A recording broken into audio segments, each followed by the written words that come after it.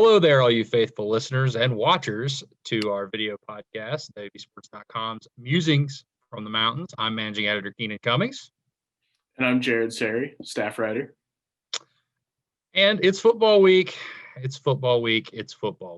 West Virginia is coming off a very, very disappointing loss. So disappointing, we didn't even have a recap. That's not actually the reason we didn't have a recap, but it kind of makes sense, right? You guys didn't want to hear about what happened and what unfolded in a game where West Virginia had so many chances to win and just could not get it done. Good news, though. Football's a weekly sport. You've only had 6 days to stew on it, 6-7 days. You turn around, you play another one, and West Virginia has a dandy. To quote Bill Stewart, they have a chance to beat a ranked team for the first time this season. Kansas State is coming to Morgantown, a team that is kind of an enigma. They lost their opening game of the season to Arkansas State. They lost their starting quarterback for the season and Skylar Howard. Skylar Howard. Wow, I got West Virginia on the mind there. But they lost their starting quarterback, Skylar Thompson, not Howard. He graduated in 2016. But they lost their starting quarterback, and somehow they've been able to still manage to win games and do it in pretty impressive fashion.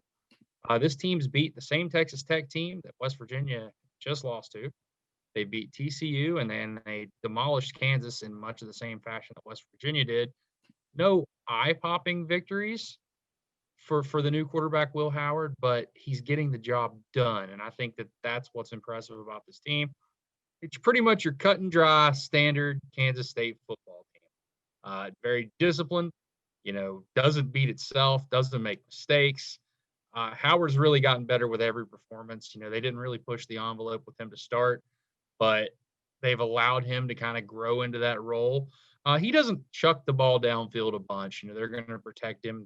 They're going to do safe plays and go to the football to not make mistakes. But the guy that he leans on a lot is his running back, Deuce Vaughn.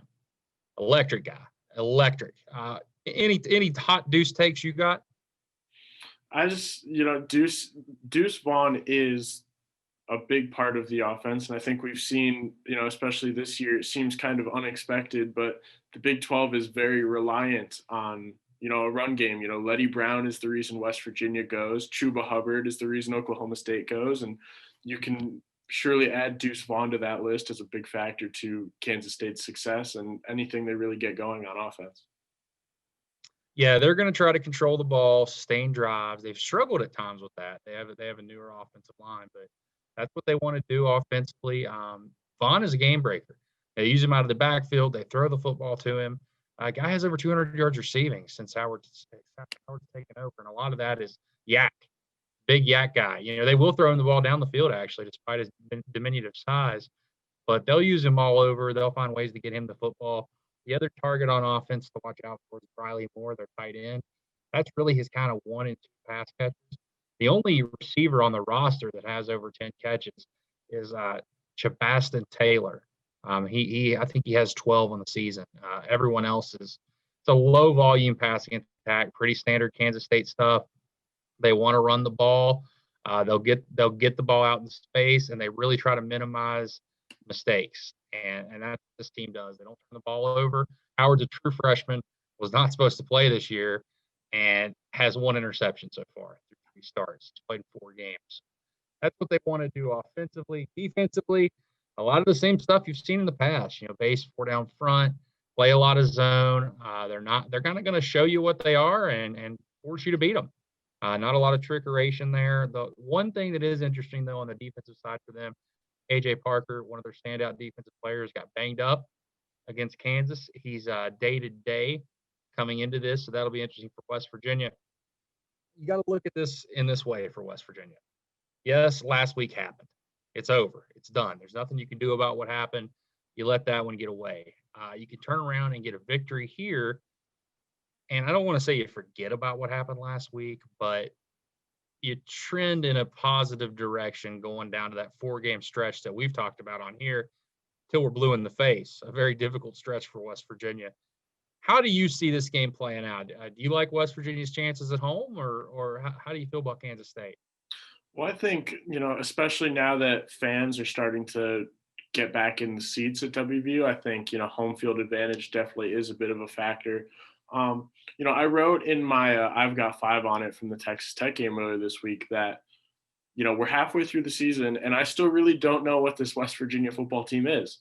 And of course, now that makes it really hard to make an even somewhat of a good prediction for this weekend's game. I mean, we both thought that West Virginia was going to come out and beat Texas Tech in a close one. And, Texas Tech played overall just so much better than West Virginia did. Heading into this Saturday, Kansas State on paper seems to be a much better program. Chris Kleiman has done a hell of a job since taking over. I believe he came in the same year that Neil did. So I really don't know. I mean, I feel like just by default from what we've seen from West Virginia, you have to give a slight edge to Kansas State in this game, but I'm really not sure, Keenan. I can't put my finger on it. I have no idea. Yeah, good luck predicting this team so far. I think that I felt really good. I even went bold on the IMG pregame show. I said West Virginia was going to win that game and wrote it in my column in 3-2-1. I mean, I put it all over the place last week, and I was wrong. Now, should they have won that game? Absolutely. I mean, they had chance after chance after chance. Texas Tech tried to give them the game, but West Virginia could not take it, and that's the problem with this team right now. I'm doubling down one more time. I mean, I really do feel West Virginia is going to bounce back. It's a situation like this. Last week was a type of deflating loss that, it can send your season one of two ways. And this is a time for West Virginia as a young football team. I know you guys hate hearing that, but it's true. As a young football team, are you going to grow up a little bit, or are you going to let last year kind of repeat itself? You thought they were growing up at the end of last year.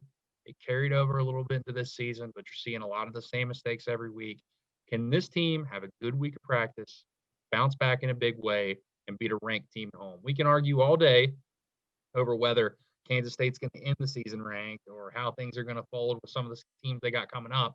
But right now they're ranked with a true freshman quarterback and a pretty solid all-around attack. West Virginia wins that game. You move to 4-2, 4 games left.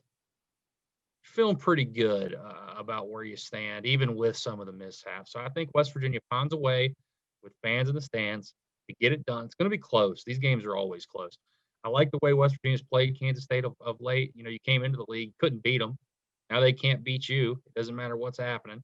West Virginia's won the last 4 in this series, and I think they're going to find a way to win this one. West Virginia, I think 28-24, something around it. And you got to have better play for the defense. I do think that West Virginia matches up better to what Kansas State wants to do. They're not going to tempo you.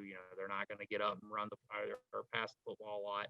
They're going to try to control the ball, and that kind of plays into what West Virginia does defensively. I like the matchup. I like the fact West Virginia's at home. I got them winning this game. Flipping the script real fast for recruiting, West Virginia added another commitment last week, number 16 for the class. Well, they did have 16. They lost one.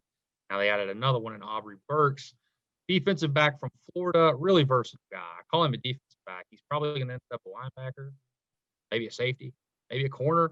I mean, the guy can play everywhere. I spoke to his coach, Kyle Sasser. He was blown away with what he can do on the field. They really put him everywhere and kind of let him take over the game in a sense. So, big-time pickup for West Virginia. He was committed to Indiana, had a lot of offers on the table. Now he's in the fold for West Virginia. So class keeps moving along. Right now, the highest-rated average star per recruit that West Virginia's ever had in Rivals history. And they've still got about 6 more spots to fill between now and December, or they can hold a few. You never know how that goes. But thanks for tuning in again. We'll be back after the game to touch in and see how right or wrong we were. Regardless, I hope you enjoy watching, and we'll see you again soon. Thanks for tuning in to Musings from the Mountains.